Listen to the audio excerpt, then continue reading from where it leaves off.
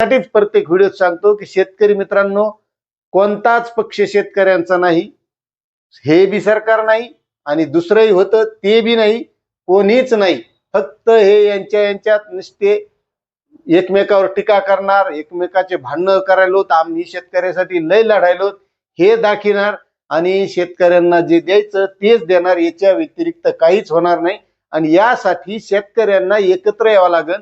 जे शेतकऱ्यासाठी लढत आहेत त्याच्या पाठीमागे शेतकऱ्याला उभं राहावं लागेल आणि त्यासाठी तो माणूस निष्पक्षवादी असणं गरजेचं आहे.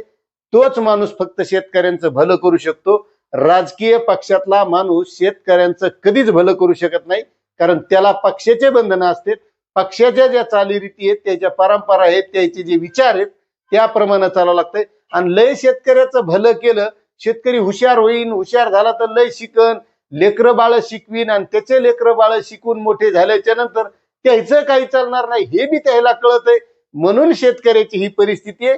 हे शेतकऱ्यानं लक्षात घेतलं पाहिजे आणि जोपर्यंत शेतकरी या गोष्टी लक्षात घेणार नाही तोपर्यंत शेतकऱ्याच्या जीवनामध्ये बदल होणार नाही. कारण मी सुद्धा पाहत आलो, बाप दाद्यापासून जे शेती करतात, निवळ शेतीवर राहतात, त्याचं कधीच आजूकही भलं झालेलं नाही. ज्यानं शेतीसोबत काहीतरी व्यवसाय केला, एखादं घरातलं शिकलं, नोकरीला लागलं, बस त्याचंच बरं आहे. नाही तर जेव निष्ठी शेतीच करतो तेव तशाला तसाच आहे, त्याच्यात कोणताही बदल झालेला नाही.